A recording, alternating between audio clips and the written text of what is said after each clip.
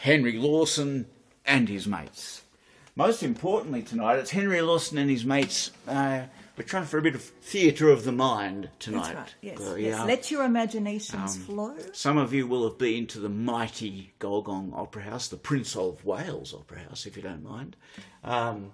It is the best venue in the world. Mm-hmm. And so we thought we'd just kind of hijack it for a night. They say the oldest extant opera house in the Southern Hemisphere. It's just up the road. So Chloe and I are here in Millthorpe, or Spring Grove, as I prefer to call it, if you're living in the past like me. So if you can picture where we are, Sydney's down behind you there for 250 odd K. It's Wiradjuri country. And I guess here in Millthorpe, we're really close to the centre of Wiradjuri country. We're going to spend all night in Wiradjuri country. But before we do, we'll just take a moment to remember how lucky we are to call this place home. And with all due thanks and respect to the Wiradjuri elders and all the great people we've met of Wiradjuri, or the Wiradjuri people we've met over the years who've taught us so much about this place. But we're going to spend the night, if you can imagine, north of us, in Gulgong, in the Opera House, kind of into the northern extent of Wiradjuri country. Wiradjuri is the largest Aboriginal nation in New South Wales and one of the biggest in Australia. It's huge. So we're going to hold a gathering in Henry's honour. Yeah. And with him at the Opera House, we're hoping to invite various friends, various like-minded people who are Henry's friends. We'll sing some of their songs for you. And also friends of ours over the years who share the same spirit, shall we say, and the same philosophies as Henry.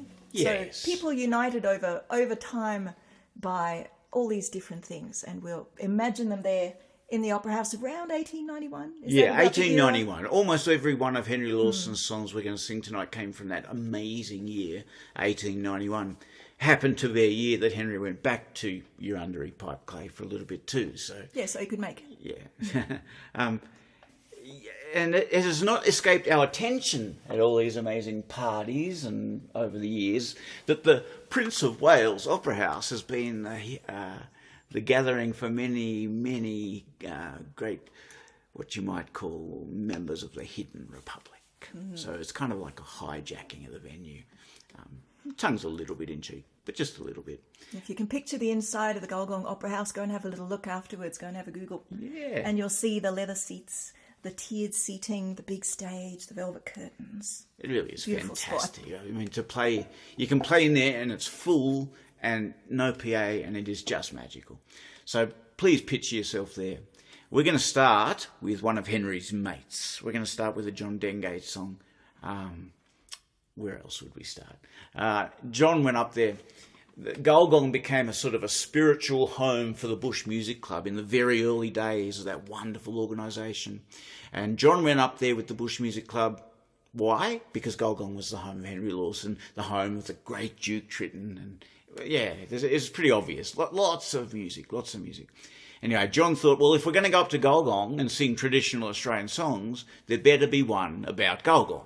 And this is the one he wrote. He used, as John used to say, a good tune's far too important to use for just one song. So it's Rosin the Bow, it's the Catalpa, but it's also the Gulgong song. And on the end of this song, we'll throw a couple of dance tunes from the Gulgong area. One we just call Bruce's, because we don't know anything else about it. And the one that I like the most, really, is straight out of the song we'll go into a tune called The Jackarse Eat It on the Way. Now, what did he eat? Stay tuned. Yes, every party needs a good disaster.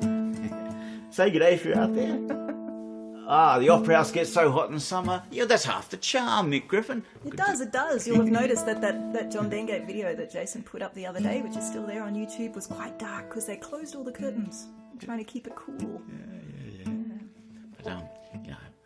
But, great art comes through suffering. Anyway, Yeah, right. So the Gulgong song from John Dengate. Thanks for joining us, and I hope this will be a lot of fun tonight, and I hope you can stay it with us.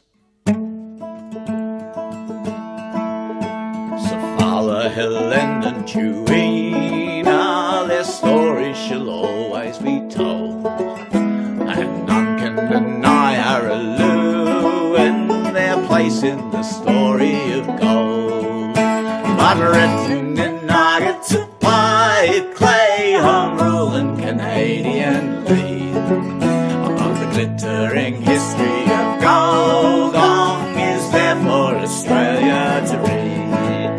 Oh, loud were the shouts and the laughter as diggers with joy unrestrained, they went paddling around in the gutters and picking up gold when it rained.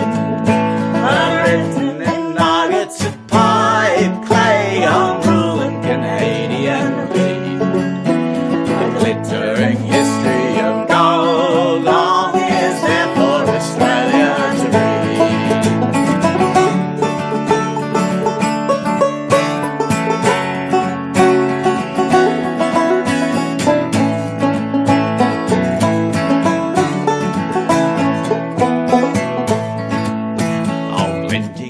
And in gravel, gleaming in quartz and in load, gold was the pillar of Gulgong, and Gardner was king of the road. But written in nuggets of pipe clay, home rule and Canadian lead, the glittering history of Gulgong is there for Australia to read.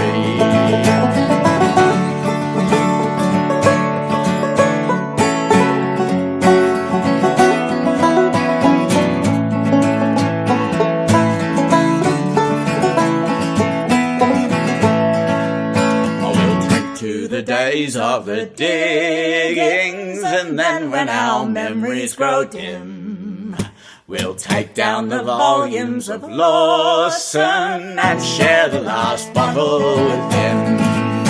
But written in nuggets of pipe clay, home rule and Canadian lead, the glittering history of Gulgong is there for Australia to read.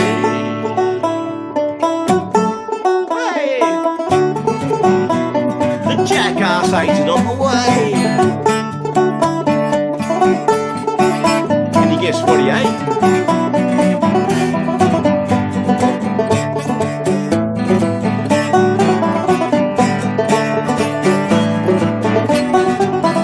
It was the wedding cake.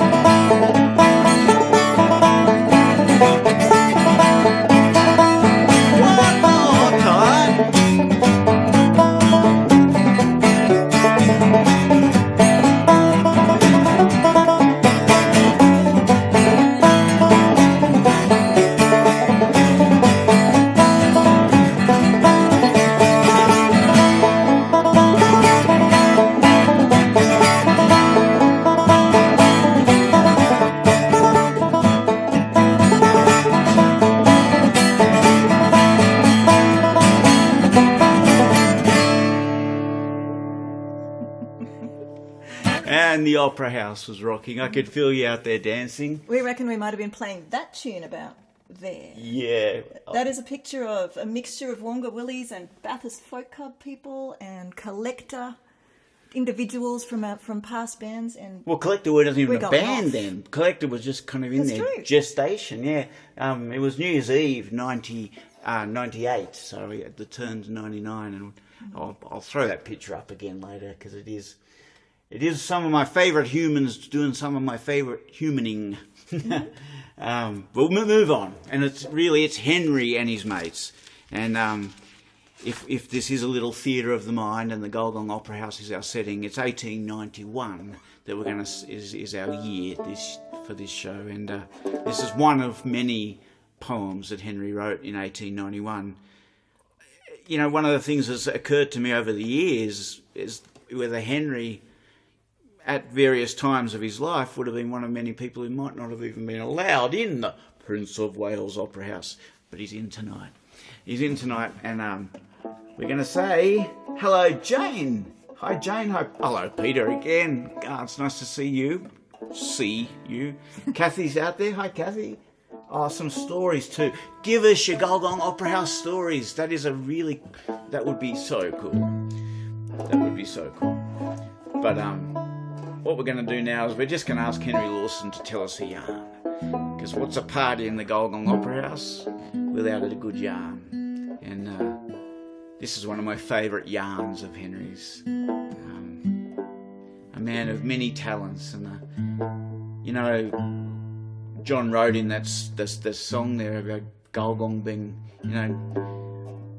a gold player. Well, of course it was a gold diggings, but it was a poor man's rush, and the people scratching around for gold up there, I don't think made very much money. A lot of gold was found, but the money seemed to be made at the other end of town, if you know what I mean.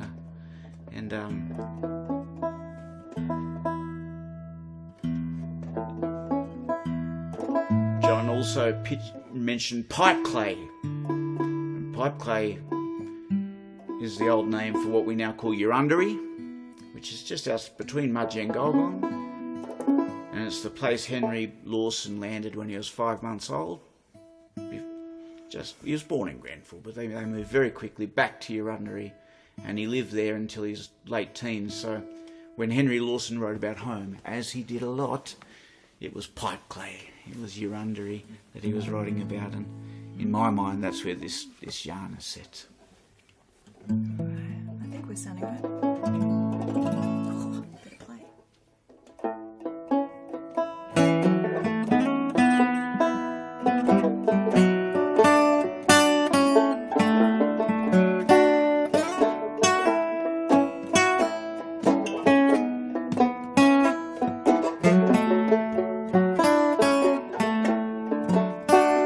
One day, old Trooper Campbell rode out to Blackman's Run, his cap peak and his sabre glancing in the sun.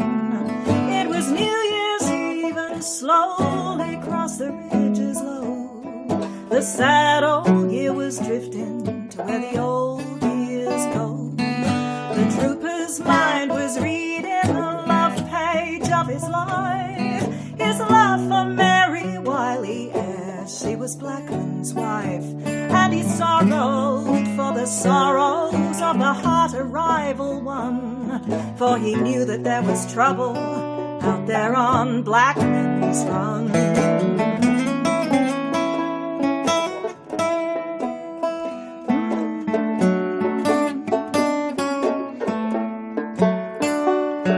The sapling shades had lengthened, the summer day was late, when Blackman met the trooper beyond the homestead gate. And if the hand of trouble could leave a lasting trace, then lines of care had come to stay on poor old Blackman's face. Not good day, Trooper Campbell, it's a bad, bad day for me. You are of all the men on earth the one I wish to see. The great black clouds of trouble over our homestead hang. That wild and reckless boy of mine has joined McDermott's gang. Oh, save him, Campbell, I beg in friendship's name. For if they take and hang him, the wife would die of shame. Could Mary or her sisters hold up their heads again? or face a woman's malice, or claim the love of men. Ah, but if he does a murder, 'twere better we were dead. Don't take him, Trooper Campbell, if the prize be on his head. How about shoot him, Campbell, if you meet him face to face, and save him from the gallows and us from that disgrace. Now, Tom, cried Trooper Campbell, you know your words are wild. Though he is wild and reckless, yet still he is your child.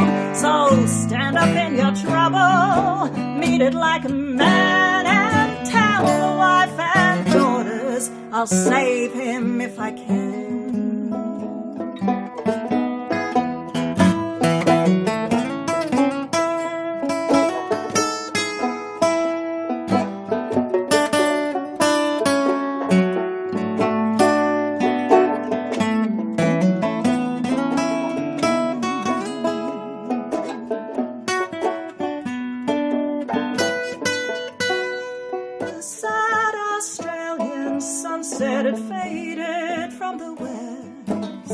Night brings darkest shadows to hearts that cannot rest.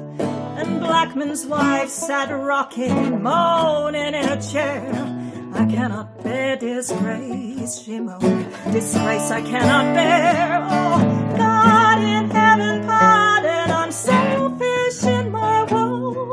My boy is better-hearted than many that I know, and I will face the world's disgrace. Till his mother's dead, my foolish child shall find a place to lay his outlawed head.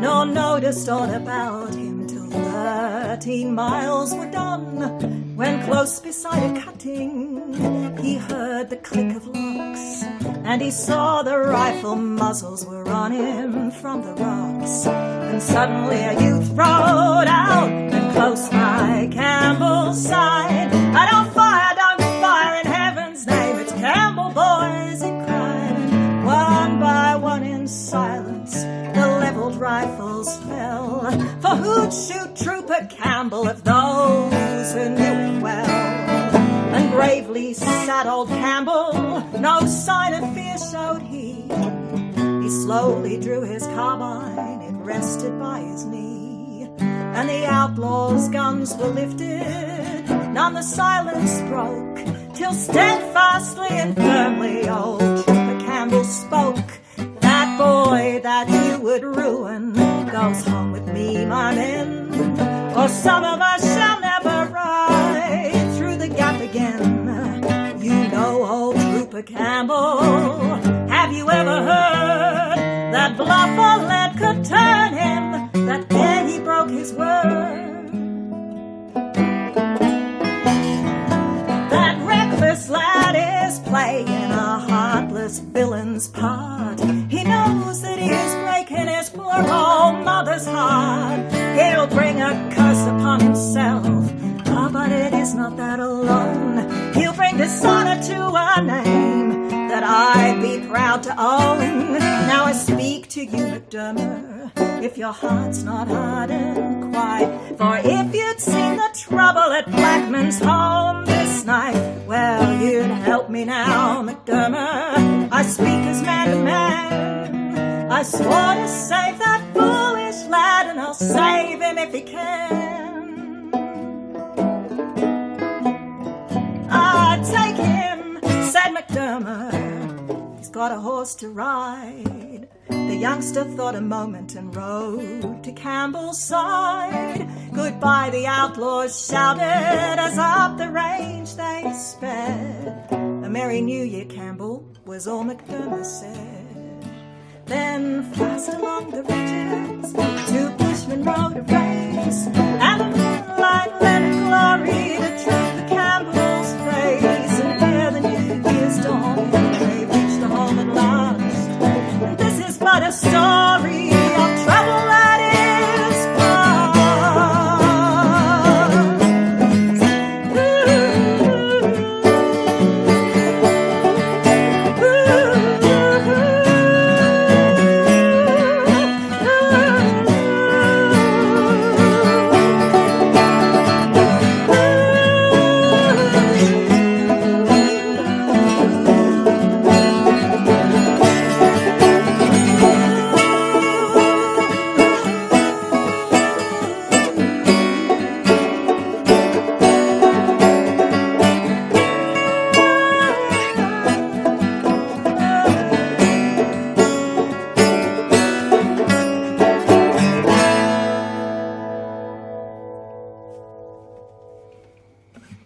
I'm glad Henry came tonight, aren't you? Me too. Boy, I wouldn't have he's missed out on that always one. got the yarn. Absolutely. How are we supposed to follow that one, Henry? And who says he writes no happy songs? Exactly. He gave you a happy ending there. Has anyone else tucked in with... Oh, goodness, Christina, you've done a big tech run today. Hi, Margaret. Nice to see you again too. Gosh, it's good to have good company. Good to have mates. It is. There's a great story behind this next song, and it involves one of Henry's best friends, Banjo Patterson. Of course, Banjo and Henry set up a bit of a debate amongst themselves in the bulletin, which kind of led some people to believe that they actually didn't like each other. But of course, it was all a sham. It was a put on. They were telling the truth. I mean, they were having a go at each other, and they did have different views, but they loved each other dearly. And it was to sell the bulletin, to sell copy. It worked so well. I think Henry tried it again later in Burke, except he didn't have Banjo, so he just wrote both sides. He just wrote both sides in Burke. He did. Banjo and Henry ended up on their, with their arse out of their trousers and broke more than once. The difference was Banjo had mates, and Henry didn't. But Banjo knew that, though. And when Henry was in trouble, there's plenty of times when it was Banjo that came to help. Now, how does Banjo fit into the Gulgong Opera House? Well, Banjo, when he was a young man, he's known as a great poet, of course, and he's known as a war journalist and a lawyer, all those things. One of the things he's rarely given credit for outside of, I guess, the folk scene is for collecting old bush songs. He gave us the very, very first collection of old bush songs. There's a very early copy. And there was a song that started, because Banjo remembered all the songs from being a kid, just up here at Buckenbar and around this part of the world, and then down outside Bynalong as well. So he knew a lot of the songs, but the song that he didn't remember was a song called Goorianawa. And he had messages and notes in newspapers trying to find Goorianawa, couldn't find it anywhere until he met Duke Tritton. Now Duke, we'll hear from Duke again tonight. Duke was a sometime Gulgong resident. Okay, so Duke is most certainly very, very welcome at this little soiree at the Prince of Wales Opera House. And Duke knew it. Now, Duke also wrote some very fine songs, and he could easily have written a bit of this, but he certainly remembered it. It's one of those songs, they reckon, Duke used to say, you could get on the train at Burke at the end of the Shearing and still be singing new verses when you got to Emu Plains. I think we'll just do the sort of Walero and the Blackheath section tonight, something like that. But it's a grand song, and it unites Henry Lawson, Banjo Patterson, and the great Duke Tritton. And we'll hear from all of those people again tonight here in the Gulgong Opera House. I love this song. I sing it when I used to sing for kids all the time. It was always my first song up. Gave the kids a real insight into what it was like. Not in the sheds, yeah, but just kind of the way the system worked, you know. Yeah. The way the system worked, would you say? The ins and outs. Yeah. And you're very, very welcome to join in on the chorus on Goorianawa. I'm going to sing this for Frank Marr tonight. Frank's a terrific bush music club member who's given me a lot of great advice and help over the years. But he always reckoned I sang this song too quick, so I'm going to keep it nice and steady for Frank tonight. I think I'm going to try. You can try. Goorianawa, please join in. If you've just tuned in, Jeff, g'day Jeff. We're in Little Theatre of the Mind tonight. We're in the Gulgong Opera House, and the party's just getting started.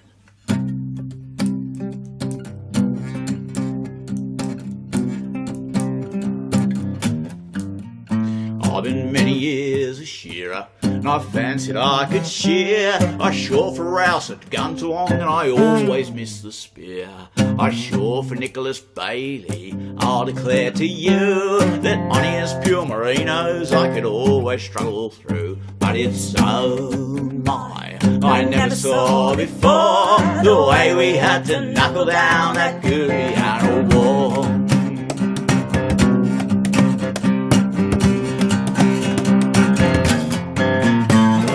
Shearing down the Bogan as far as Vanderloo for good old Reeds at Tabbertong. I've often cut a few at Hattonrigg and Quambone, even Wingadee. I could close me shears at 6 o'clock with a quiet century. But it's so my, I never saw before the way we had to knuckle down at Goorianawa. I've been shearing on the Goulburn side and down at Douglas Park, where every day it was pull away and Toby did his work. I shore for General Stewart, his terms up on the mountain. The sprees I've had with Scrammy Jack was more than I could count. Yeah, but that's not very high. No, it's not. Oh, but it's so my, I never saw before the way we had to knuckle down at Goorianawa. I've only got to be able to count to 100, that's all that matters, Chloe. A century will do me. Duke Tritton was a very good shearer. Not a quick shearer, but a good one.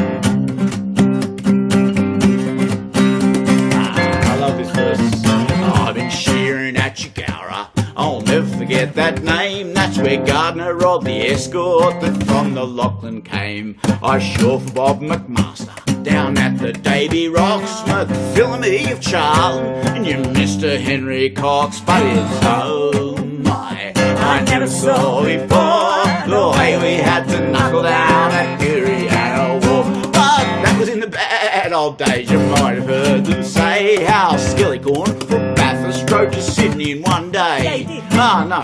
Yes, You've got to tell the truth sometimes, Oh, Chloe. come on. He got off and walked a little bit, but he rode the horse. Yeah. But now you're broken mouthed.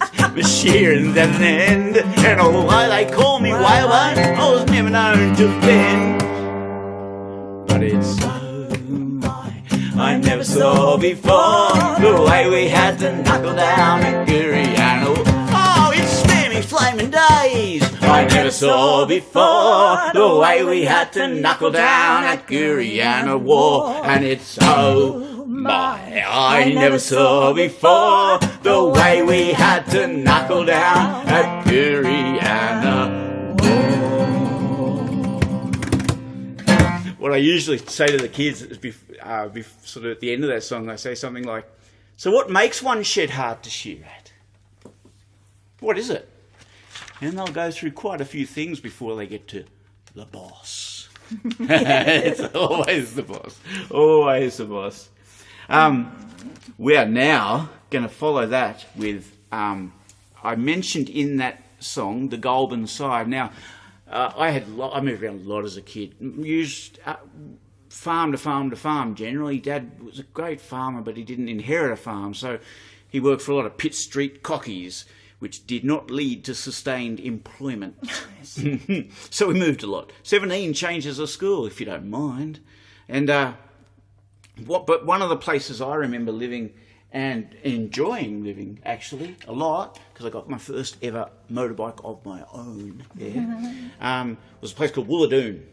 And that's on north of Goulburn, but a long way north of Goulburn. It was a 9-mile drive, a walk, then 9 miles to the bus stop, and then 2 buses into town. And the thing that really made me cranky, that last bus that went down the Hume into Goulburn, went all around Goulburn before it went to school. Anyway, not to worry, it was a good time. And someone who was born very close to there was Mary Gilmore, Dame Mary Gilmore. And there she is. Looking very serious, as I suppose one had to if one wanted to, have opinions in that day and age. Now, Mary is the most welcome of guests at the Gulgong Opera House. She's going to bring a bit of class to the show. This is her lovely book here. Bob Rummery gave us this book, Old Days, Old Ways. She's a bit of an anthropologist. They're the most beautiful stories. I think she had a good idea when she was writing that times were changing and things that she'd seen all her life were disappearing and might not be seen anymore. And she's written the most wonderful stories. She's captured those things in the book. Sorry, I just laughed while you were telling a very beautiful story, but Kathy Wrightmeister says, it would not surprise you to know that the first reason that came to my mind was the boss. No, me neither, mate. But isn't it a good lesson for the kids, eh? So they go through everything. Yeah. Look, this is a song that the words come from Mary Gilmore. She's a hero of ours, and she wrote this, and she called it Bells and Bullocks. Now, you know about the Condamine bells, but Condamine bells have got a good reputation. The bells that attached to the beast so they could find the beast in the morning and so forth. But the bells were marked as good or bad depending on how far away you could hear them. So on a frosty morning you might get a 10-mile bell. They call it an 8-mile bell for short. That's a joke. But one of the jokes I remember about the bells was, who was telling us this one? Someone said, we got some bells out from America once. They were no good. We called them sea bells because you had to see the animal before you could hear the bell. I like that one. But anyway, the very best bells, as I understand it, and as Mary says, were made by Meneke in Wagga Wagga. And before you argue, yes, the Condamine bells are right up there. Yeah. I think the Condamines were sweeter and the Menekes were louder, or some such. So, Bells and Bullocks, the words by Mary Gilmore, and the music comes from the great, and I don't use that word lightly, Bob Rummery. Bob's a one-man tradition. He's an incredible generator of... In particular, he's a wonderful player, wonderful singer, box player and singer. But I think his real genius is to hang a tune off words and you would just swear it had been a song its whole life. It's not easy to do, and Bob's about as good as anyone I know at doing it. Don't you think? Yeah. So, hope you're doing okay over there, Bob. So how does Mary fit in? A mate of Henry's. For many years, and a great supporter. Dearest mates. There's another parallel universe out there where Mary and Henry got married and worked together their whole life. It didn't work like that, but it could so easily have worked like that. So for Henry, for Mary, and for Bob Rummery.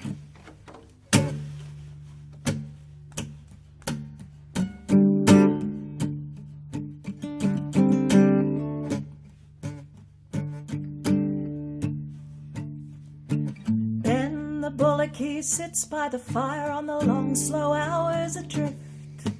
Boat is the back that could never tire, whatever the hoist or lift. Ask him stories of the teams, only get him talking. He will waken from his dreams, on the roads go walking. There though the body sags to the knees, his mind is out on the road, watching the play of the axle trees, mind in the swing of the load. Bullocks, I knowed 'em then, no one knowed 'em better.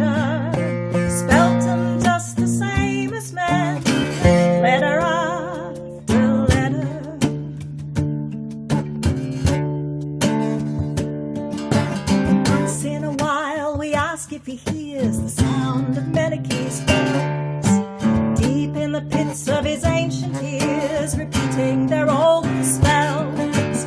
Menike's bells, then he'll say, never heard none like 'em. Menike, he had the way, no one else could strike 'em.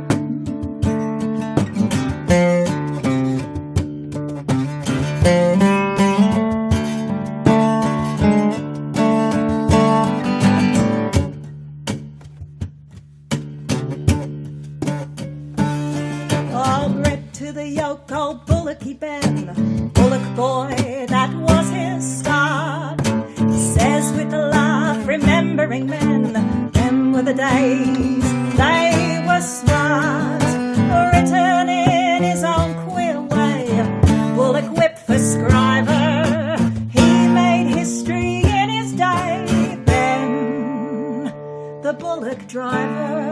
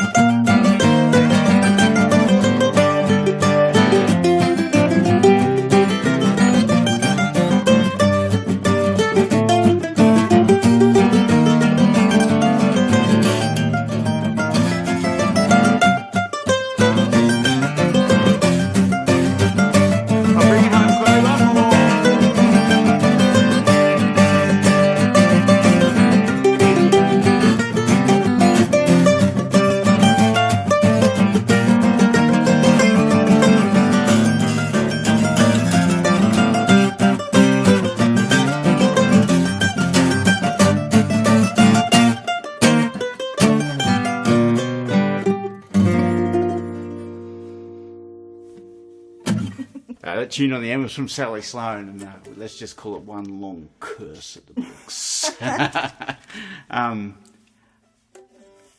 Henry's best mate, I think it's fair to say, was Jim Gordon. Jim Gordon told us so much about Henry in his own writing, and he's probably the person I would listen to first about Henry Lawson. I don't even know where to start. He considered Henry the best of mates. I don't know. He went tramping with Henry, yeah, and he camped with him later in life too. That's right. They walked to Hungerford and back together famously. They walked from Terrell Woolshed. They were both working out at Terrell, the only shed Henry worked at in his life. According to Jim Gordon, Henry called Jim a better poet than Henry. Henry was wrong. Jim wasn't a better poet than Henry, but he was a very fine poet, and he wrote eloquently about a lot of different things. He said Henry, I don't know, I'm just thinking of random stories. He said if it was a bit chilly at night, you'd wake up in the morning and Henry had thrown his own blanket on you. That was the kind of fella he was to camp with. That's how he described Henry. He talked about Henry. He was the one that gave me the most insight about Henry as this sort of, like a Peter Pan sort of character, in the sense that he was forever young. All kids always loved Henry, and Henry always loved kids. It was something that we don't hear about much, but seems to have been true in the city and the bush. And one more story, I guess you could say, is that Henry was the best swag roller and carrier that Jim had ever met, and Jim met a lot. He was very neat. And so Jim Gordon has to be at the Opera House tonight. If Jim couldn't come, we weren't going to have a party. This is these words are from Jim. It's a cracker of a story. It's a story about a bloke carrying his swag around in the bush, and on his back he's got a phonograph. He's like a walking jukebox. So he's the travelling musician, except what he brings is he brings the records. He brings the records from home. No. And I'm sure, like every good musician, he had a repertoire, and he'd pull out just the right ones. If there was the party up at the house, he'd have one set of records, and I'm sure down on the riverbank or out with the Bullocks, he'd have another set of records. But either way, records were rare enough out there for him to be welcome wherever he went. So for Jim to be able to get these words across, we're going to need Bill Case too. Bill Case is the MC tonight.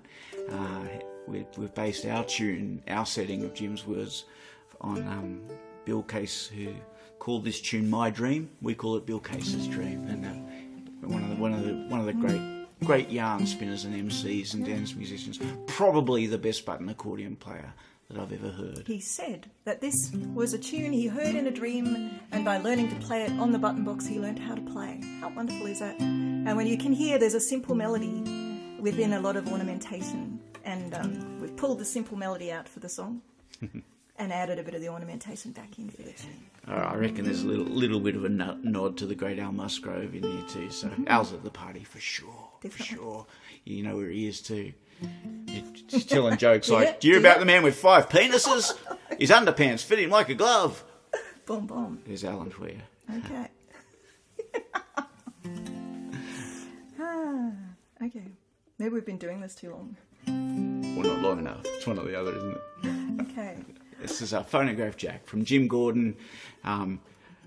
Jim Graham was his pen name, given to him by Henry. Henry reckons if he put Graham with an E on the end, he'd sell more poetry. Looks more classy. Yeah, he's a marketing genius. Mm-hmm. His name was Lawson, actually. Yep.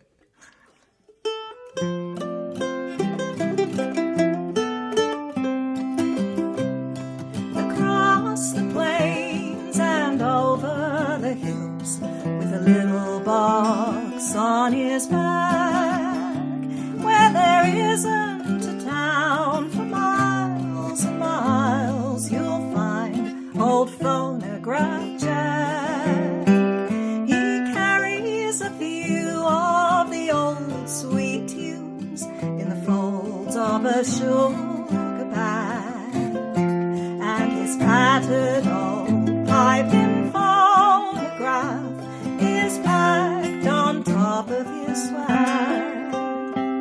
He's known to the men of the unfenced land, to the women who live out west, where the rivers spill in the big lagoon and the pelican builds her nest, and news goes round by Mulga wire to homes that are far and near.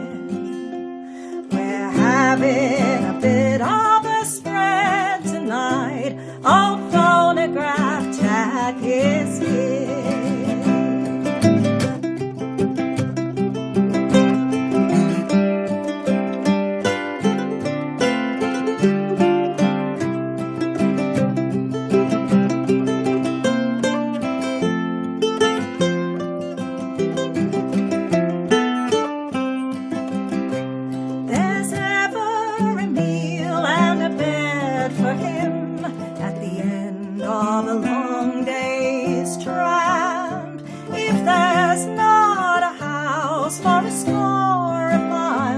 for he knows where the Bullocks camp.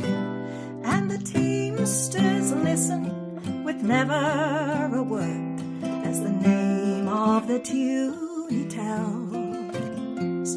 Then his music blends with the curlew's cry and the loading dong of the bells.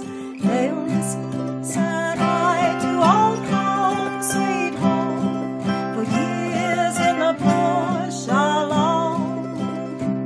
And memories waken and thoughts fly back to the strains of that dear old song.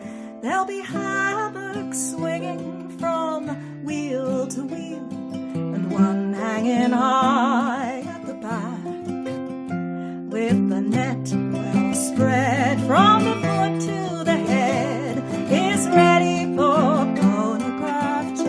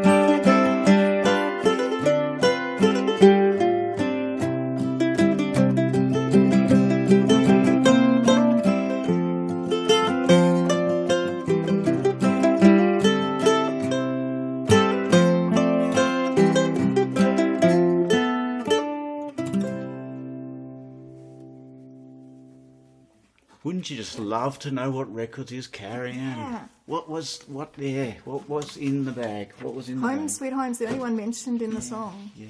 I wonder. A lovely set of words from Jim Gordon. And I know Helen and Tony down in the south coast of Illawarra there have been working with Jim Gordon's words, and we're just looking for a clear moment to really kind of sink our ears into what they're doing. Did Duke Tritton and Henry Lawson share any time in Goulburn? Yeah, they did. And there's one story that I really like about that Duke tells. There's Duke. Duke's there with Merrow, John Meredith. And there's a story about Henry and Duke basically walking down the street here in Gulgong outside the Opera House. And a lot of by this stage Lawson was quite a well-known poet, and whilst he was an embarrassment to some because of, I guess his alcoholism and the various troubles that we all know about, which we're not thinking much about tonight, because why would we? He was deaf, as we know, profoundly deaf. The question Duke asks is, or was he? Because as Henry walked down the street, a lot of the la-ti-das of Gulgong and arounds were sort of calling out to him as he walked, and he just didn't turn around. Duke just knew he was very hard of hearing and kept walking, and someone else would yell out, "Oh, Henry, Henry," and he'd just keep walking, and Duke said, then all of a sudden he was walking down, and on the other side of the street there was an old gold miner, an old I guess he probably didn't look like he had too much arse out of his pants, and just sitting there kind of on the gutter, and two of the sort of more well-to-do members of the Gulgong community walking next to him. And on the other side of the street, talking about what a disgrace it was that such a thing could be seen on the streets of Gulgong. And Henry turned and said, "There, but for the grace of someone goes anyone." The other side of the street. And so Duke's theory was that the deafness might have been just a wee bit selective. Preferential. Yes. Maybe. It's just I doubt it was completely. It's a good story. Welcome everybody. Guys, it's so good. If you do have a Gulgong Opera House story, share away. I can't wait for this. This is, if you're just joining now, it's a bit of theatre of the mind tonight. We've got Henry Lawson and all of his mates that we could sort of think of, and that's us there outside and inside the Gulgong Opera House. We've crashed the joint. Yeah, time's not really an issue tonight. We're not really worried about time being a problem. Oh, no. It's anyone who we felt would have got on well is in there. there's no question that the people that we've gathered tonight in the Gulgong Opera House have some things to say, and not just for good times, but to tell stories of bad times. Duke Tritton wrote this poem in the time of the Great Depression, when, as he puts in his poem, nothing was cheaper than men. And well, he says it all, really. He says it all. We're going to do Duke's wonderful poem, The Sandy Hollow Line. And we're going to use behind it, Chloe's going to play a tune from just down the road in Sofala, a tune from the great Joe Yates, one of our best fiddle players ever. It's a tune he played in that lovely flat 7 scale. It's always so sweet when you hear it. And it's called the Sofala Cuckoo. Just a sip of coffee. And this is what Duke had to say about that time. My nan grew up in the meaner streets of Sydney through the Depression, and it's just a little thing, but it's always stuck with me. She says, well, I got my first pair of socks when I was 8. Just puts things in a little kind of, I don't know, it's a small story that tells a big thing. This is Sandy Hollow Line. The sun was blazing in the sky, and waves of shimmering heat glared down on the railway cutting, and we were half dead on our feet. The ganger stood on the bank of the cut, and he snarled at the men below, "You better keep them shovels full, or all you cows will go. I never saw such a useless mob. You'd make a fella sick. As shovel men, you're hopeless, and you're no good with the pick." There were men in the gang who could belt him with a hand tied at the back, but he had the power behind him, and we dare not risk the sack. So we took his insults in silence, for this was the period when we lived in the Great Depression, and nothing was cheaper than men. And we drove the shovels, and we swung the picks, and we cursed the choking dust. We had wives and hungry kids to feed, so toil in the heat we must. But as the sun rose higher, the heat grew more intense. The flies were in their millions, the air was thick and dense. We found it very hard to breathe. Our lungs were hot and tight with the stink of sweating horses and the fumes of gel-ignite. Still the ganger drove us on, and we couldn't take much more. We prayed for the day we'd get a chance to even up the score. A man collapsed in the heat and dust. He was carried away to the side. It didn't seem to matter a damn if the poor chap lived or died. "He's only a loafer," the ganger said. "A lazy, useless cow. I was going to sack him anyway. He saved me the trouble now." He had no thoughts for the hungry kids. No thoughts for a woman's tears as she struggled and fought to feed her brood all down the weary years.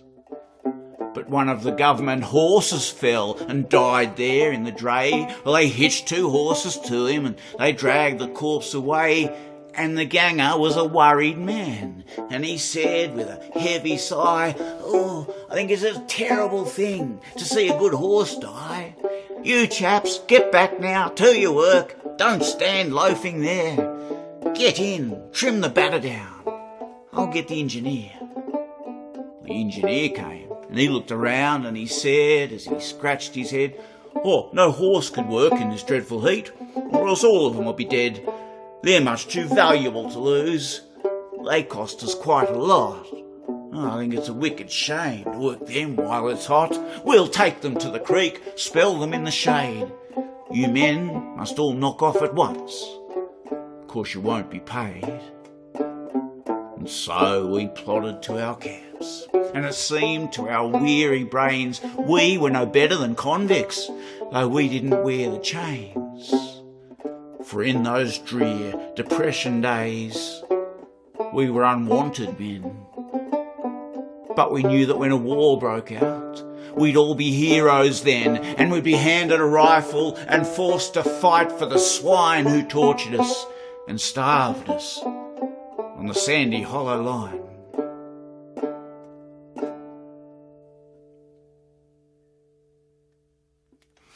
Duke Tritton didn't write many poems, but boy, he wrote good ones when he did. Indeed. We're going to bring Banjo back. Banjo, as we said before, has got to be in this party. He was a very, very good mate of Henry's, and a talented writer in his own right. I mean, no Henry. He's no Henry Lawson, but not many were. Just joking. He's a wonderful poet. Wonderful poet. The museum in Gulgong is amazing. It is. The Henry Lawson Museum's a beauty. It is. Thanks, Kathy. We're going to play a couple of Bert Jamieson tunes, and we're going to do a short poem from Banjo Patterson poem that gets a bit of the life back into the shearing. You know, after all, it is a party, and one of my favourite nights as a kid was cut out. And, just occasionally, you know, living on a place, there's usually sheep involved, and when there's sheep, there's shearing. In those days, shearing was a big deal on just about every farm we lived on, and cut out was a big deal, you know. People work, and they work hard, really hard. So the knockoff party could get quite expansive, and we'll do that. This poem in honour of that.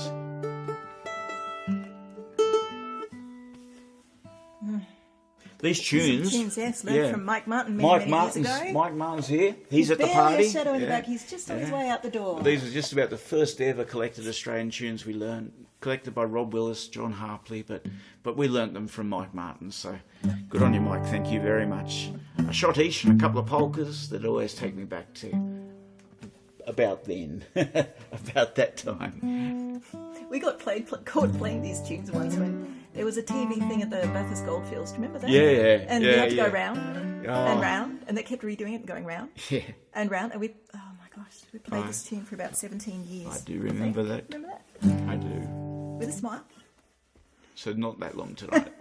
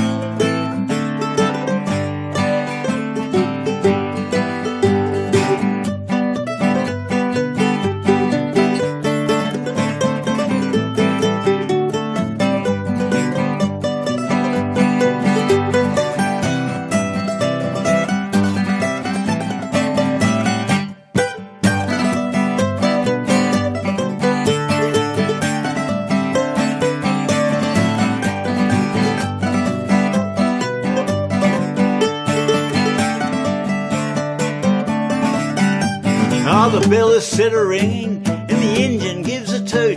There's 35 shearers here, shearing for the loot. So stir yourselves, you penners up, shove the sheep along. The musterers are fetching them 100,000 strong. And make your collie dogs speak up. What would the buyers say in London if the all was late this year from Castlereagh?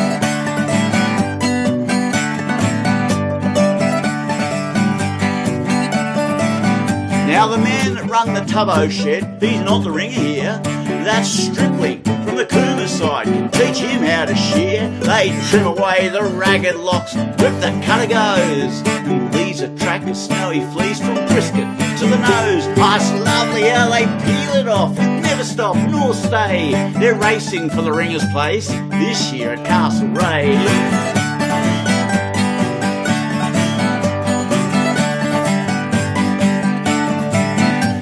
Man that keeps the cutter sharp, he's growling in his cage. He's always in a hurry, and he's always in a rage. You clumsy-fisted muttonheads, you'd make a fella sick.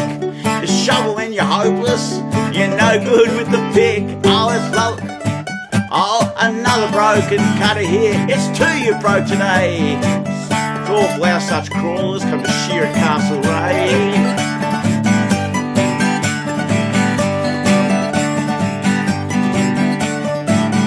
Oh, the youngsters picking up the fleece, they enjoy the merry den. They throw the classer up the fleece, he throws it to the bin. The pressers standing by the rack, they're waiting for the wall. There's room for just a couple more, the press is nearly full. Now jump on the lever, lads, and heave away. Another bale of golden fleece is branded Castlereagh.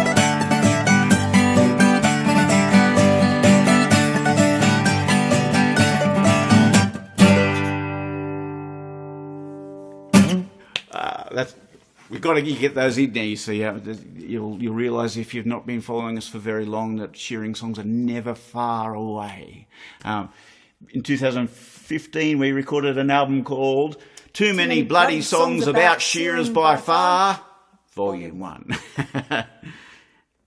Gulgong was a poor man's rush. Alluvial gold, a lot of gold was found, but not many got rich. And we really wanted to get something to evoke, yeah. All right. Yeah. We're going to evoke the gold rush with a piece that comes from the very best mate of Henry's that's coming tonight, the great Anon. Henry knew Anon, and we all know how good Anon can be. Yes. You know, it would be lovely to go back in time, 1891, sit there with Henry and find out if he knew indeed who wrote this piece of verse. We found it in a dusty old book, one of these dusty old books back here, and it's just one of the most evocative songs of the rush that I think I've ever heard. It was obviously it was just a set of words, not a song. But, we found a tune for it somewhere in amongst our memories. Well, it was one that Alan passed on to us, wasn't it? Joe Hilda's tune we put on the end, but we wrote the song. Oh, well, no, I think the actual tune probably comes from that fella there with the accordion, David DeSanti, through osmosis. We played lots of Italian music with David over the years. And I think this is just, some kind of derivative of all those things. Roger's asking me what's in the bottomless mug.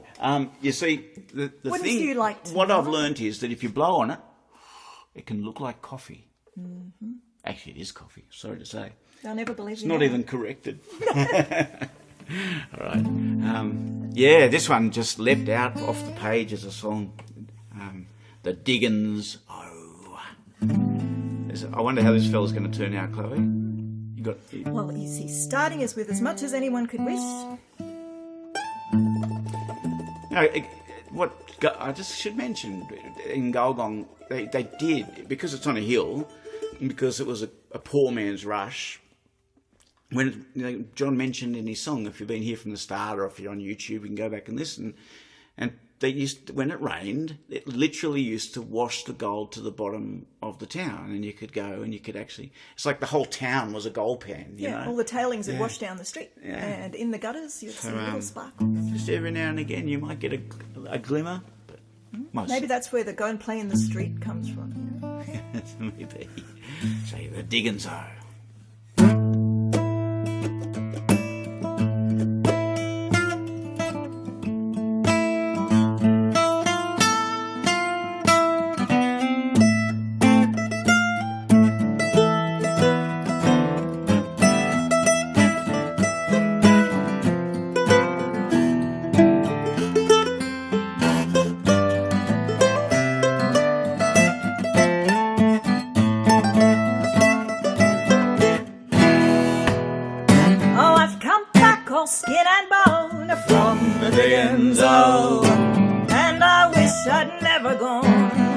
the Diggins-Oh. Believe me, 'tis no fun. I once weighed 15 stone, but they brought me down to one at the Diggins-Oh. I thought a good home could be found at the Diggins-Oh, but soon I found I got aground at the Diggins-Oh. The natives came one day, burnt my cottage down like hay, and with my wife they ran away to the Diggins-Oh.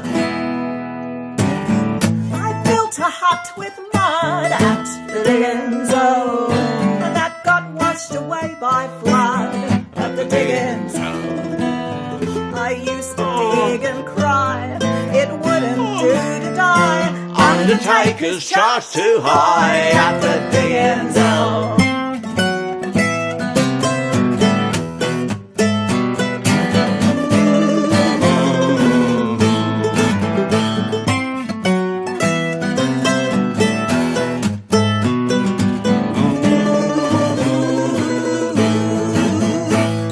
I paid for victuals with a frown at the Diggins-Oh.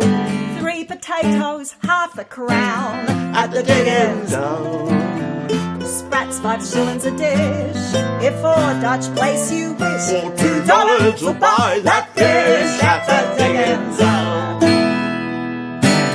A crown a pound for steaks At the Diggins-Oh. and ditto chops and no great shakes At the Diggins-Oh. 5 hog a small pig's cheek, if a herring red you seek. 1 will keep you dry a week at the Diggins-Oh. Table beer 2 bob a quart At the Diggins-Oh. get your eyes gouged out for naught At the Diggins-Oh. 5 shillings a 4-pound brick, butter a shilling a lick. They never give no tick at the Diggins-Oh.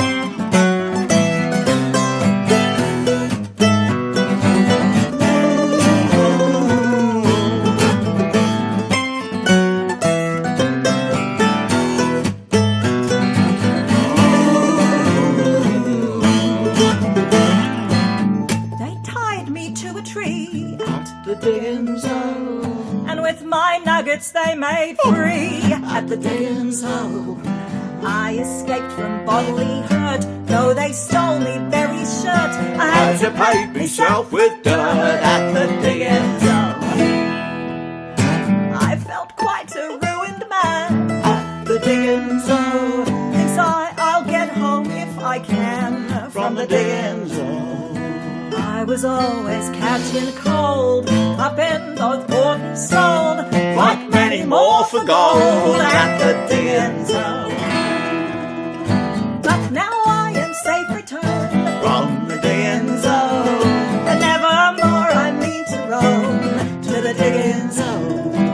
It's some people's fortune mends, much on the man depends. I'd sooner be here with my friends than at the Diggins-Oh.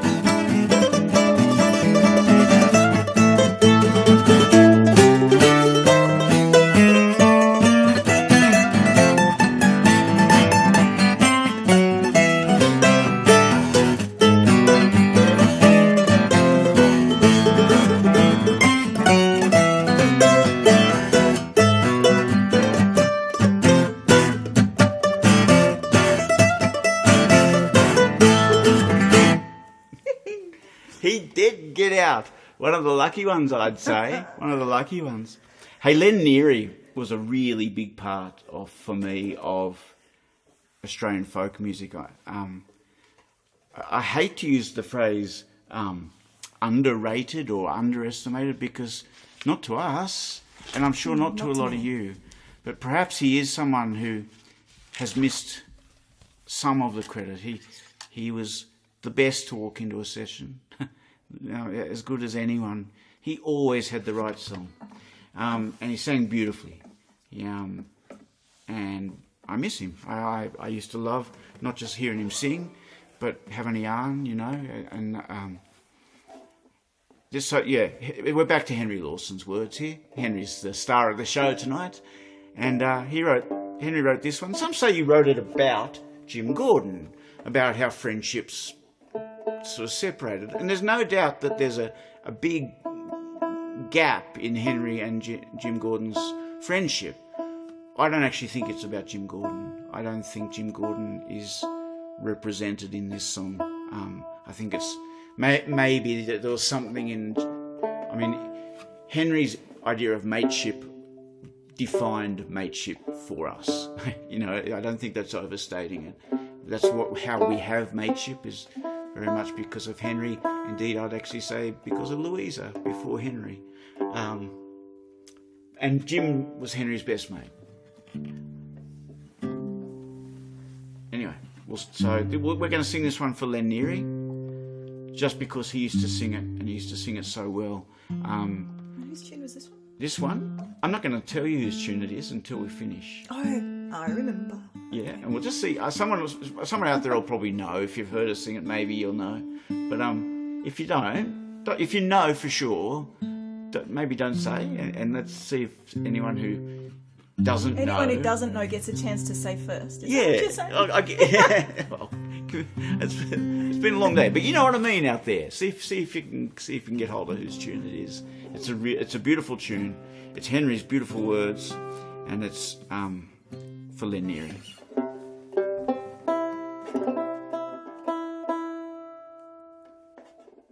Oh, good on you, Peter Tuckwell. I've just got a message that they emailed some photos of John at Gulgong in 04 and 05. Lovely. Yeah. And we might repost those excellent links that Sandra Nixon sent through of the Bush Music Club travelling to Gulgong in the 60s as well. There's some beauties there. G'day to Mike too. It's nice to have your company out there, Mike. And Jane, if you're still hanging in there with our little theatre of the mind trip to the Gulgong Opera House. Yeah, this one's a bit fussy on the tuning, so we'll just check. Okay, we're good.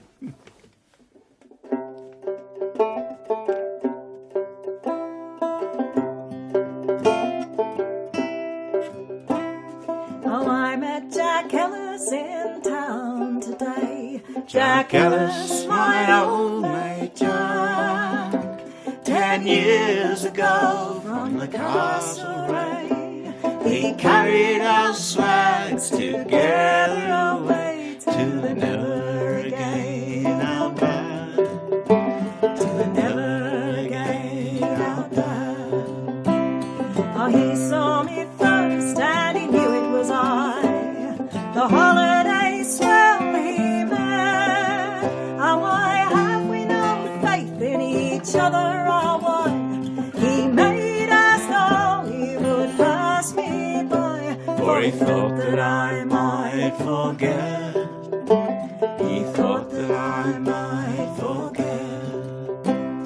he ought to have known me better than that, by the tracks we tramped far out, the sweltering scrub and the blazing flat, where the heat came down through each old felt hat, in the hell-born western drought, in the hell-born western drought. Oh, I asked him in for a drink with me, Jackarse, my old mate Jack, but his manner no longer was careless and free.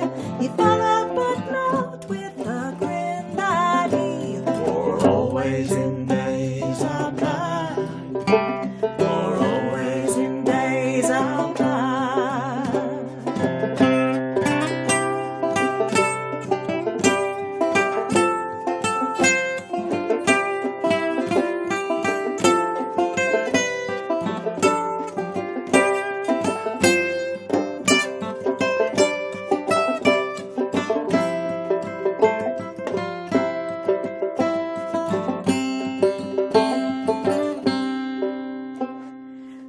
tried to live in the past once more, or the present and past combined.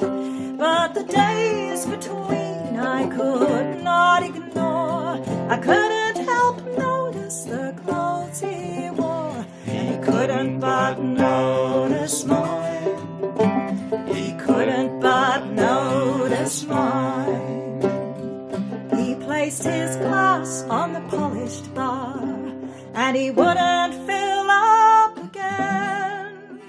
Then he hurried away through the crowded streets, and the rattle of the buses and scrape of feet seemed suddenly loud to me.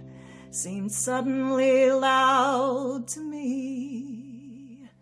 Oh, I met Jackarse in town today. Jackarse, my old mate Jack.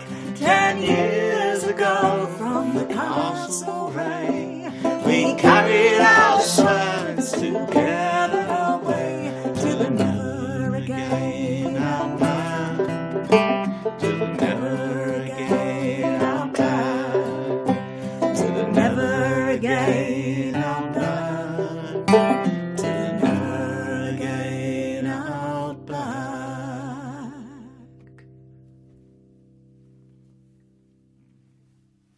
Did anyone guess the name? Hey, hi, Jane. We're still here. Anyone? Kathy. You thank told you, them Jane. not to. Yeah, no. All right. I'll let the cat out of the bag, should I? Well, some people would call him Fat Muddy. Slim Dusty. That's Slim Dusty's tune. And I always think of Len Neary. But I must admit, I always think of Doug Jenner too.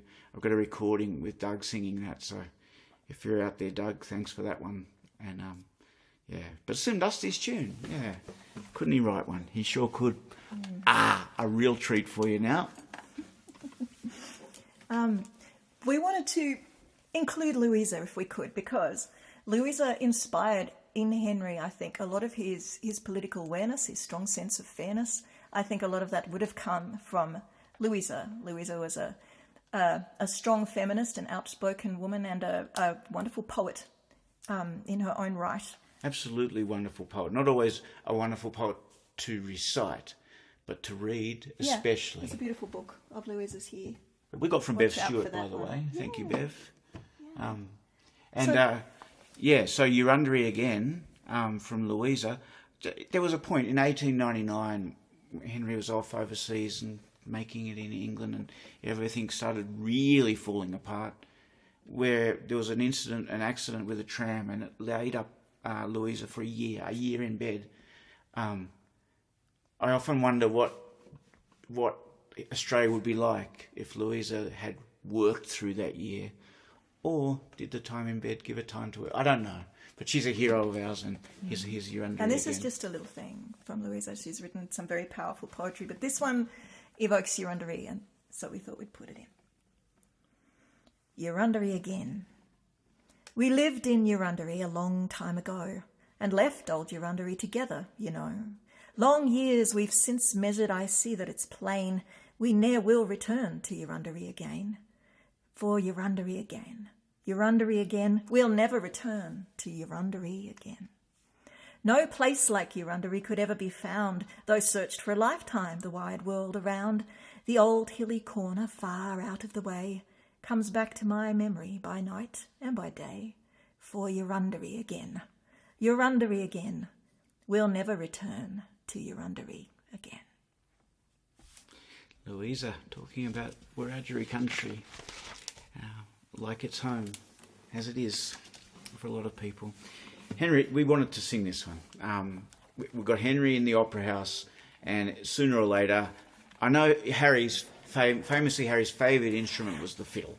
Okay, we know that he liked the violin, but this little concertina comes from the Mudgee-Gulgong area, and it was born, what did we work out, 3 years? 1872. Yeah, just a couple of years after Henry. Yeah. So if Henry was in the Gulgong Opera House in 1891, it may be this concertina that he was hearing when he wrote this piece. And this is a It's just a small piece from Henry, but nothing from Henry is ever simple or ever black and white. And he talks about the joy of the session and gathering under the trees and singing. In fact, singing wherever you are at any given time. It seems like it was always a good idea always singing, to be singing. Yeah. And sometimes just letting the troubles of the world float out the window, you know, float away with the campfire smokes. You just got to be able to do that sometimes, you know. And this one's from 1891 too. Are they all from 1891, the Henrys we've got tonight? All but one. All but one, yeah. Very close. Yeah, 1895 for since then, I think. Okay. In amongst the tunes here, you'll get a tune from Joe Yates of Sofala, you'll get a tune from Harry Schaefer from Forbes, and you'll get a bit of a song from Jackarse. So all local tunes, all squeezed into a little... joined together to give the appearance... on the squeeze box. Squeezed in on the squeeze box to give the appearance of a medley. Hello, Jeffrey. Sorry I missed your call, mate. I'll give you a bell tomorrow.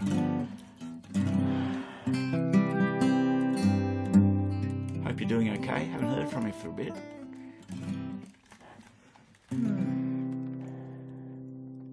Sorry, I was distracted by remembering a great concert we did with Jeffrey long, long ago of poetry. Do you remember that poetry? Several. exchange? Which one are you thinking of? I don't know. It was in a big cafe as a venue.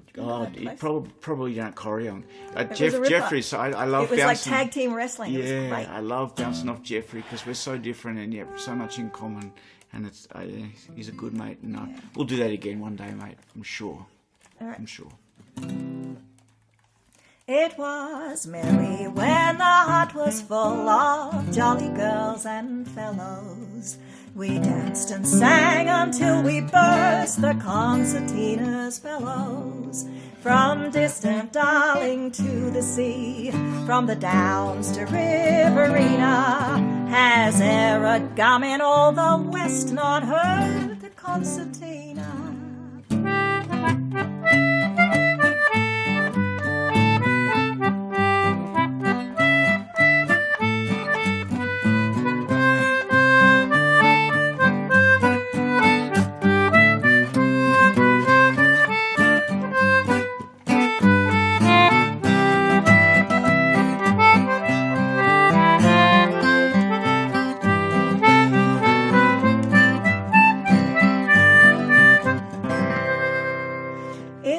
Peaceful round the campfire blaze, the long white branches o'er us. We played the tunes of bygone days to some good old bush chorus.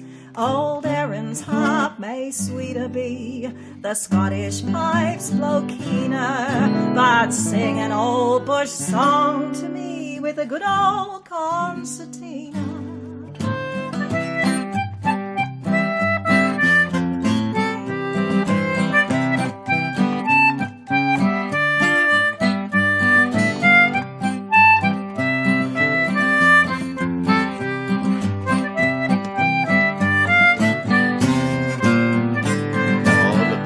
Getting rusty and the ringer's caving in.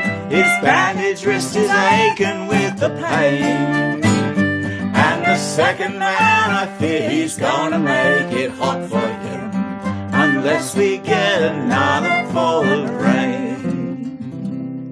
It was cosy by the hot fire bright when the pine pot passed between us. We drowned the voice of the stormy night with the good old concertinas.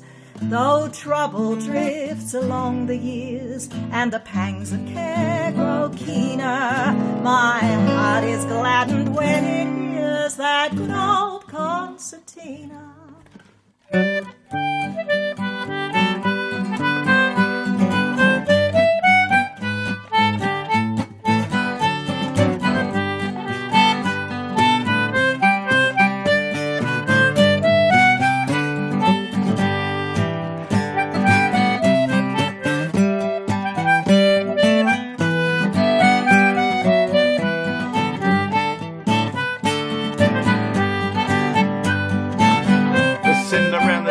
Again, Chloe,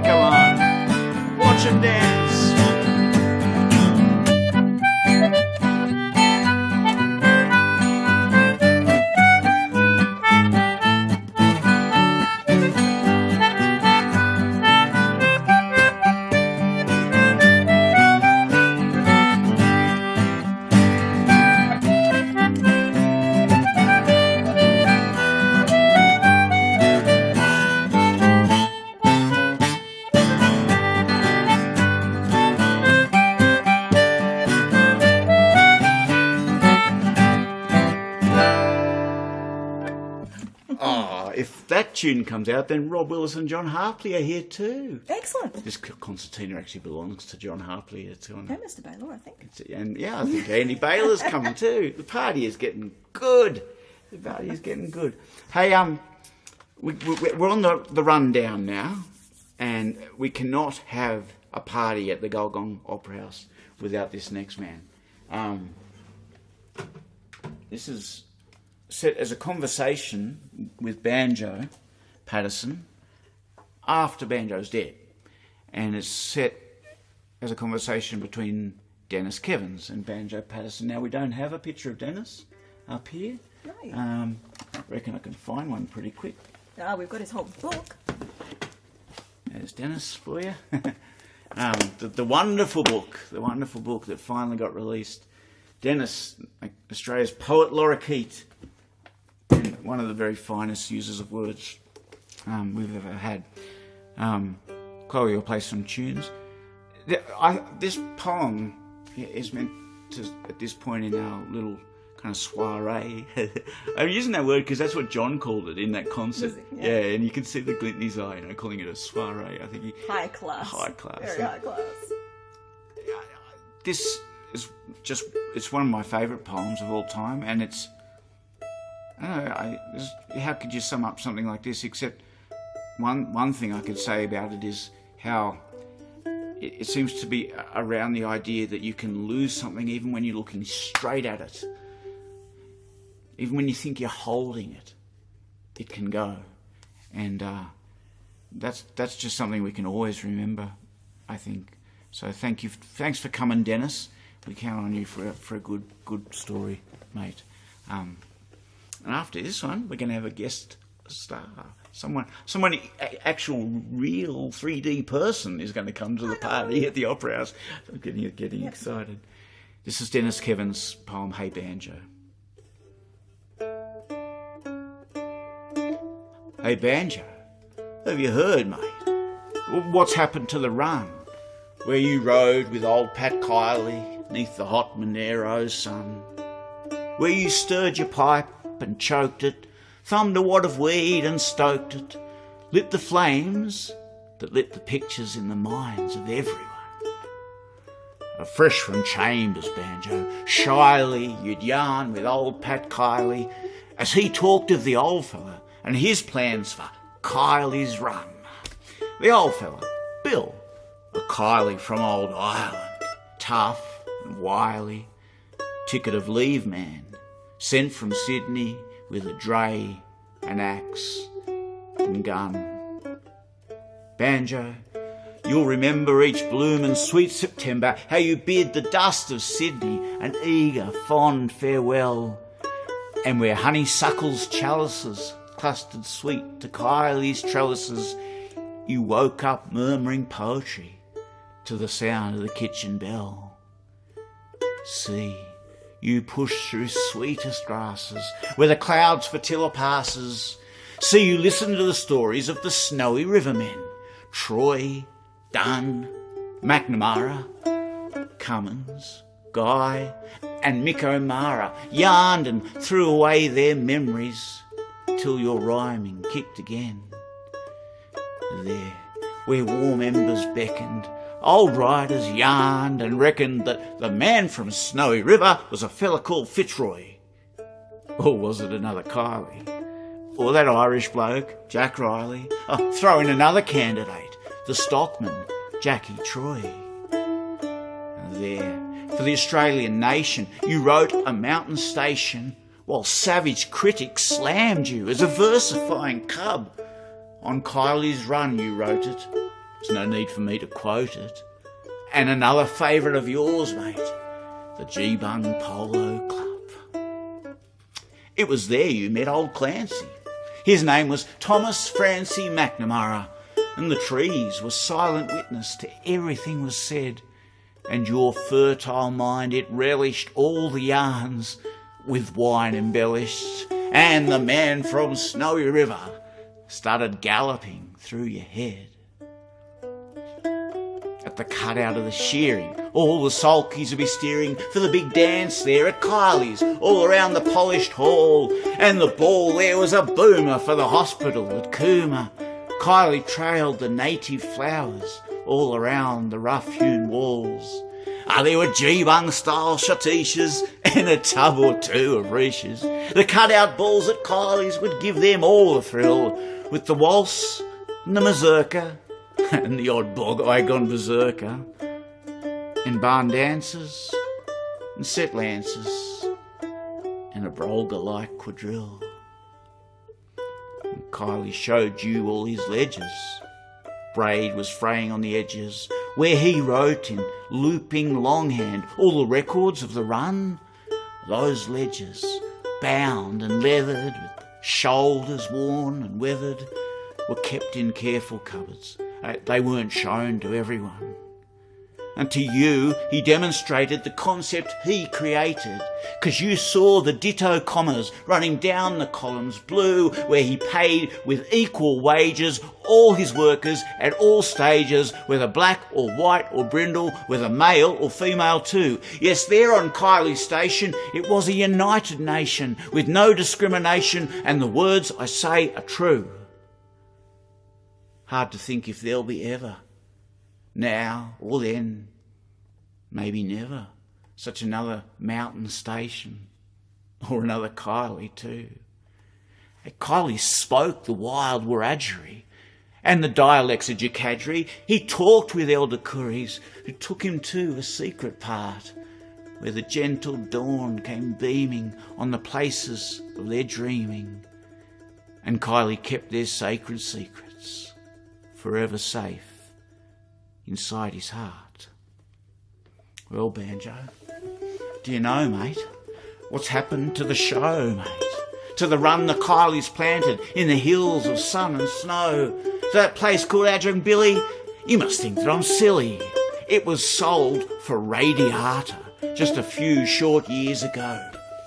Sold it? Yeah, for radiata. You know, that green stigmata that porcupines the mountains and sucks the country dry, that bogs the creeks and fills in all the little streams with quills and dams of steely little needles. And I think I'm going to cry. Well, Banjo's eyes turned to me, wary. Was I dolt or dromedary to gouge an old man's feelings who was out of touch with all? But he took my hand to test it, and he pressed it, and he blessed it, and he believed me. Yeah, believed me. And I saw his teardrop fall. Where his muse used to waken to whispering pines forsaken, where he hung his reins and bridle, there's nothing there at all. And we found the ledgers, tasselled and by snails' feet, razzle-dazzled in a heap of rotting rubbish, just beside a broken wall. So, Banjo, we'll walk grieving for the things that time is thieving, but we'll take a banshee with us, and I'll hug her silken waist, so her wild song never ceases on the last of the snow leases, for the sleet of dispossession is a bitter sleet to taste. Kylie's Run or Adjunbilly? I must be Uncle Willie, Banjo's shrine of shrines, to snatch it, to plant the pine thereon, a place we should have cherished, but in us now has perished. But inside your heart, Banjo mate, and mine, the flame goes burning on.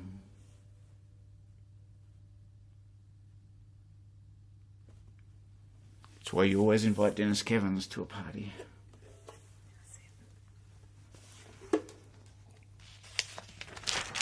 Yeah. I love how Banjo kind of wrote himself into the story too there with Dennis. Dennis. Round up our bits. All right. We have now a real live guest to give us, as we headed into the last couple of songs. It wouldn't be a party without another couple of Johns. And this one, we have a special guest to give us. So I won't say any more. I'll just say welcome to the stage, Megan Roweth.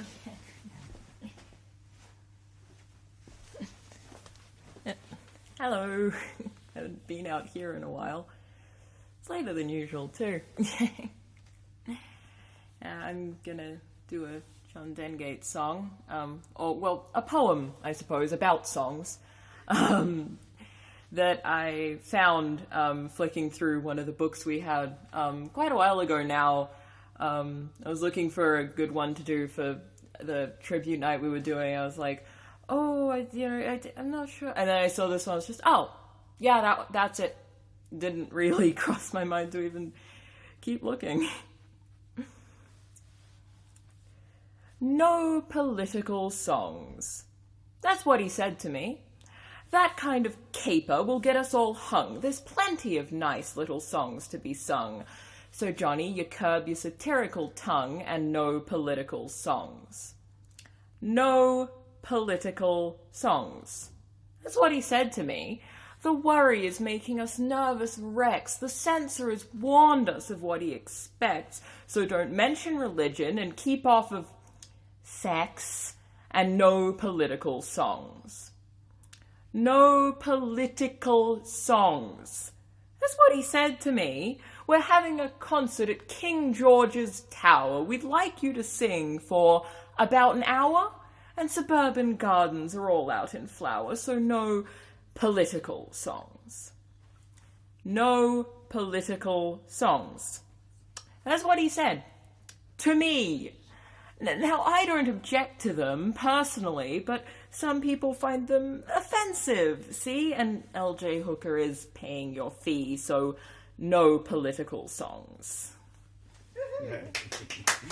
Yay! It is so nice to have Megan, a real three-dimensional live guest at the Gulgong Opera House of the Mind tonight. And as Megan has hinted at there, we're not going to leave this party without some meat on its bones. It's time to find... we're getting to the bottom of the bottle of port now, and everyone knows the answer to all the world's problems is at the bottom of a bottle of port. You have to check there's no cheese at the bottom. That's as right. Pooh Bear said. That's exactly right. Yesterday, or today, the 15th of October, I guess today our time, yesterday, 70 years ago, Alastair Hewlett was born. Alastair died in 2010, and it's just it was an awful loss to Australia and to the world of folk songs. So Ali is coming today to the Gulgong Opera House. He has to. His invite didn't give him an option. Don't bother with an RSVP, you're coming. And I'm really glad he's here as we get down to the last couple of songs. And you can sing this one. And you can sing.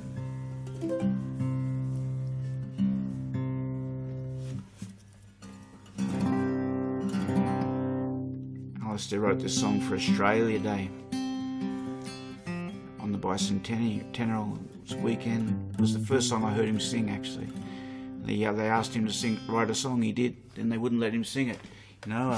If songs actually changed the world, they'd ban them. Hang on. So, Okay. one for the Prince of Wales Opera House soiree.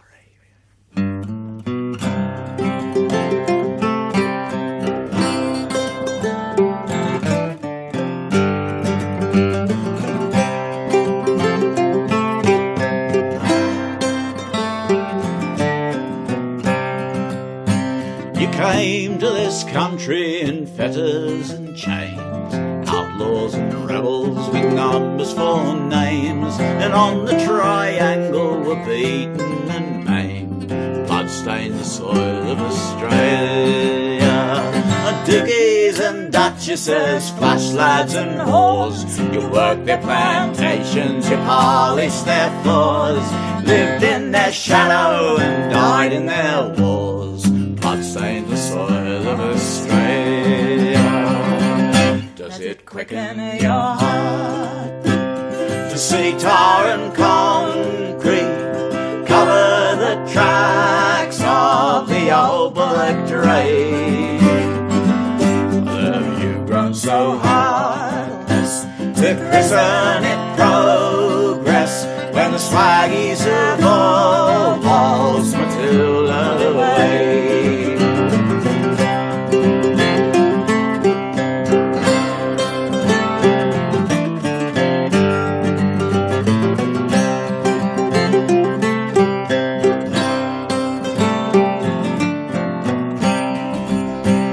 You were driven like dogs from your own native home. Hardship and poverty force you to roam over the bracken and over the foam. Bloodstained the soil of Australia, and caught in the fever for fortune and fame. You forced the poor blacks to suffer the same, imprisoned on missions or hunted for game. Bloodstained the soil of Australia. Does it quicken your heart to see tar and concrete cover the tracks of the old bullock train? Have you grown so heartless to christen it progress when the swaggies of all walls Matilda away?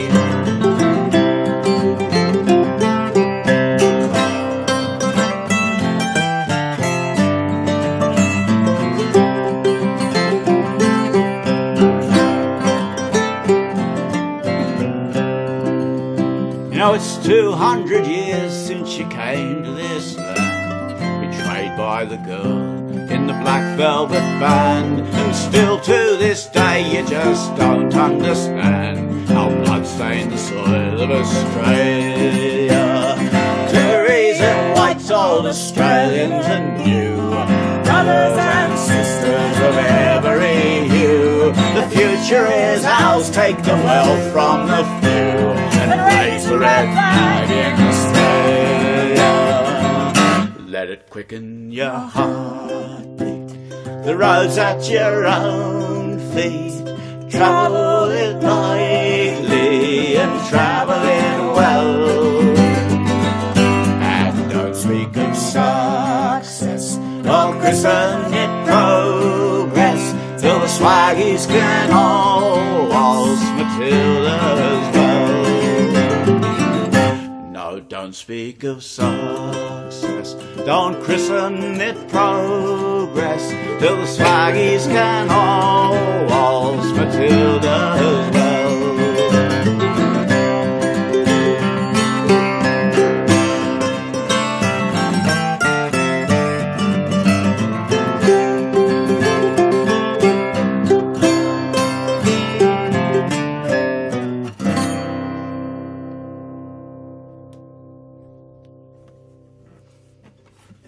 We miss you, Alistair Hewlett, we miss you. And we come down to the last little medley we've got for you tonight, and before the encore. Because it is a party at the Gulgong Opera House, there'll always be an encore. In 1891, if you've been with us from the start, you'll have heard that year mentioned. That's the year we've kind of set everything in tonight in our kind of strange idea of the Gulgong Opera House Theatre of the Mind. And Henry Lawson, earlier in that year, before he did spend some time back at Pipe Clay at Eurunderee, writing these songs that we've been singing and about the place that we've been singing about, talking about, he had been up in Queensland writing about the shearer strikes and the foundation of the first political party in the world based on the needs, rights and wishes of the working people. It's the Australian Labor Party. If you've got a long memory, you might kind of remember them. And that had not gone well for him in a lot of ways. He was, accusations of sedition in the Queensland Parliament. Bring that back a bit, couldn't we? Yeah. Bit of that. And this is the song he wrote that about that time. It's partly a traditional tune, but the main part of the setting and the minor key in the verses, the real setting was done by the secret star of tonight's show. And in many ways, Henry aside, maybe Louisa too, the guest of honour, Chris Kempster.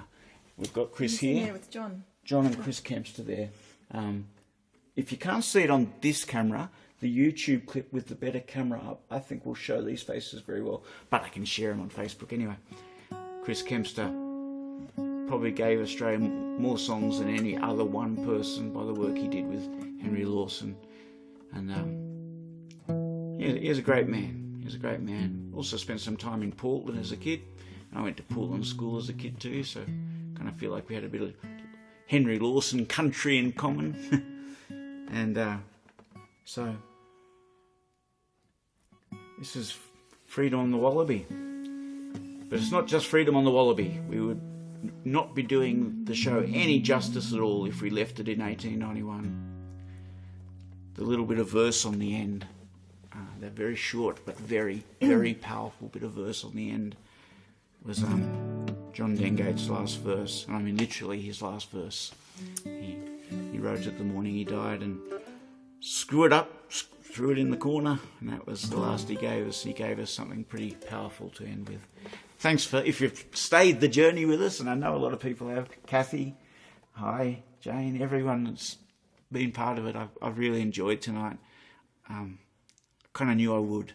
This is about my home country, this sort of show. I've enjoyed it very much. Australia's a big country. Australia's a big country and freedom's humping bluey. Oh, freedom's on the wallaby, and don't you hear her cooey? She's just begun to boomerang, she'll knock the tyrant silly. She's going to light another fire and boil another billy. Fathers toiled for bitter bread, while loafers thrived beside 'em. But food to eat and clothes to wear their native land denied 'em. And so they left their native land in spite of their devotion. And so they came, or if they stole, were sent across the ocean. Australia's a big country and freedom's humping bluey. Freedom's on the wallaby, don't you hear her cooey? She's just begun to boomerang, she'll knock the tyrant silly. She's going to light another fire and boil another billy.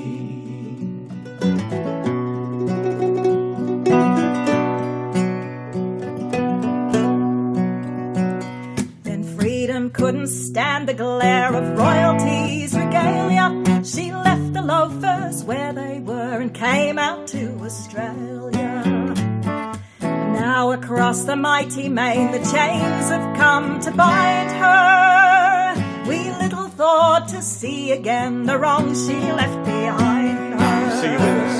Australia's a big country and freedom's humping bluey. Oh, freedom's on the wallaby, don't you hear her cooey? She's just begun to boomerang, she'll knock the tyrant silly. She's going to light another fire and boil another billy.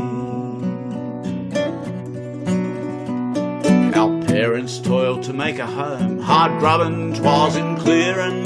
They wasn't troubled much with laws when they was pioneerin'.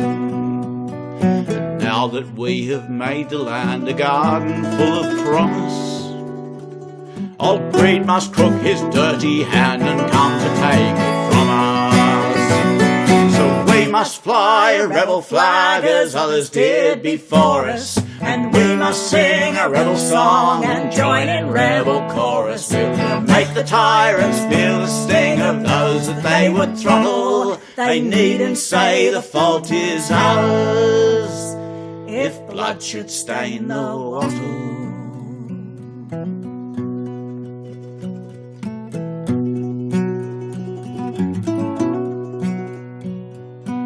This world is full of terrible things.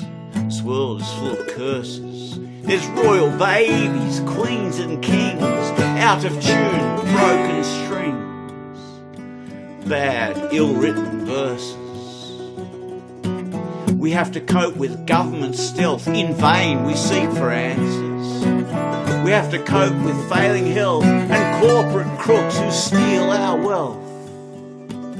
We have to deal with cancers. Oh, there's pommy bastards, greedy gangs, the curses are unending.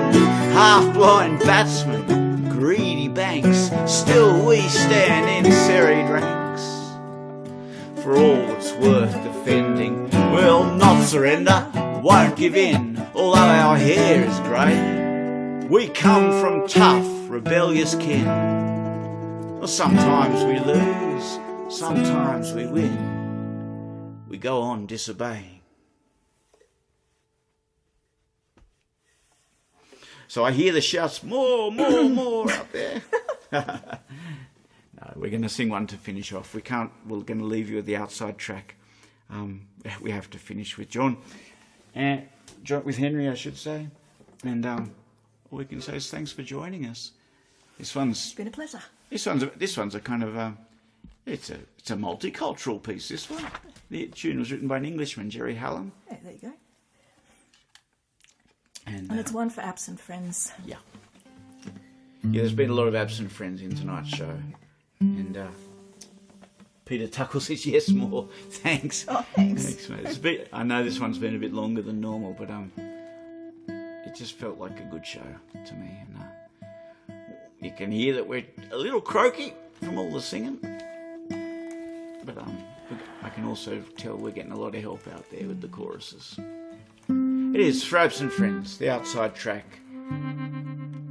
I mean, there's a couple of meanings for the outside track, isn't there? There is. There's the outside track, as in the track out west of Burke, the long way round. The outside track being the long way round, if you're talking in racing terms, horse racing. There's a lot of ways of thinking about the outside track. In Henry's case, I think many of his mates headed off for England. They went off to try their luck in England, as he did eventually. And it's got some of Henry's finest versifying in this song. It's a good way to end. I've enjoyed my time in the Gulgong Opera House, Chloe, but I must admit, I'm looking forward to getting there again for real, singing again. Yes. Hopefully the Henry Lawson Festival will get up and running again. Yeah, I guess it's worth saying. All those people in Gulgong who've, let us come and play there so many times over the last couple of years and few years and looked after the Opera House the way you have. Thank you. Thank you. Thanks for letting us borrow it tonight to, to crash it and have a bit of fun. The outside track.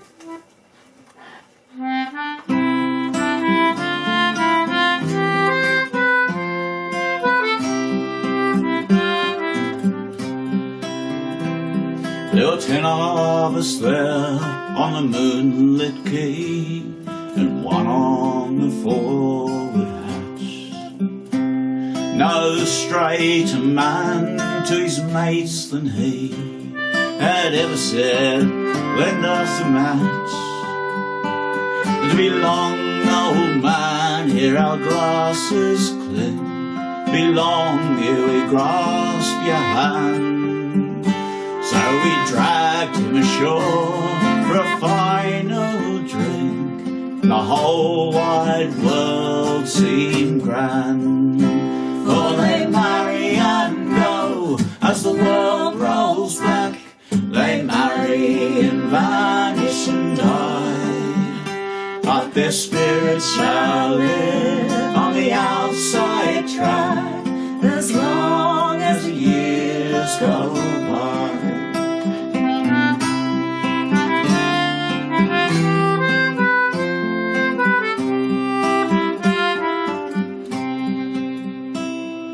The port lights glowed in the morning mist that rolled from the water's green, and over the railing we clasped his fist as the dark tide came between.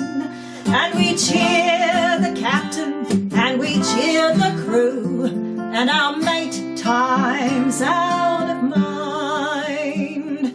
We cheered the land he was going to, and the land he left behind. For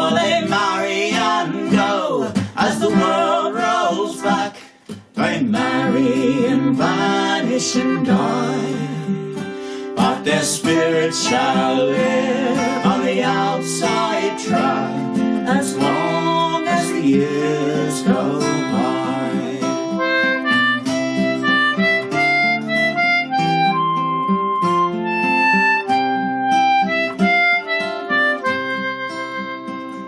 We roared lang syne as a last farewell, but our hearts seemed out of joint.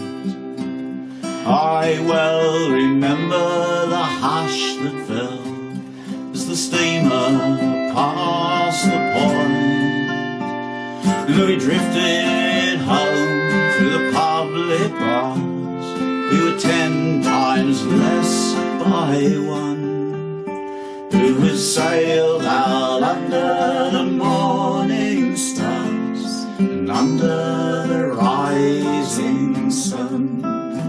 For they marry and go as the world rolls back. They marry and vanish and die, but their spirits shall live on the outside track as long as the years go by.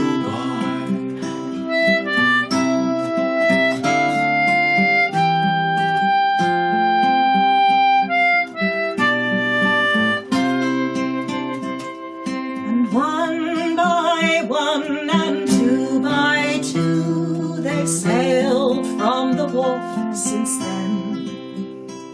I have said goodbye to the last I knew, the last of the careless men. And I can't but think that the times we had were the best times after all.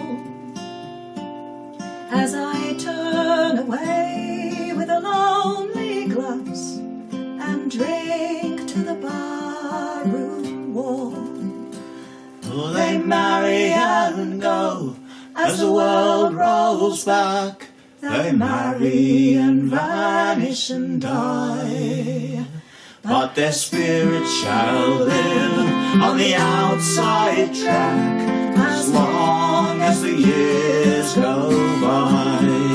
But I'll try my luck for a check out back, then a last goodbye to the bush, for my heart's away on the outside track, on the track of the steerage bush.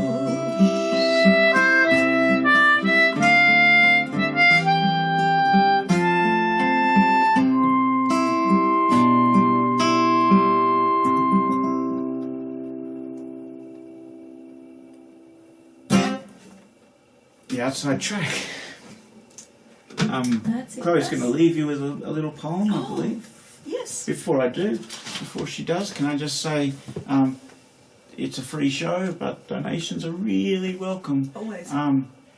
Thank you to those who have been donating, and some just extraordinary help over the last while. I'm not going to mention names because I know some people don't like to be named, but you know who you are, and we appreciate it. Times, I think other people are opening up. Things have never been tighter for us. That's the truth of it. And because of the way our work works, if you understand, there's a lead time for gigs, and we don't know what the future holds. So every little bit helps. Thank you. Donate button on the website. Buy an album or two if you want. If you don't, you're very welcome, and I'm glad you've come to stay. And Chloe's going to finish with a poem. Oh, it's a beautiful poem about friendship and that community around you. That will do for you. It's Louisa Lawson, Your Path. Isn't it just about right to end with Louisa? Don't you think? Your path may lay where dull fog banks swing, with never a cheerful ray, but mist is only a transient thing that heralds a glorious day. And maybe the hand of a friend unseen is reaching out now to you. So never say die while the grass is green and the sky overhead is blue. Yeah. Good night, everybody. Thanks all.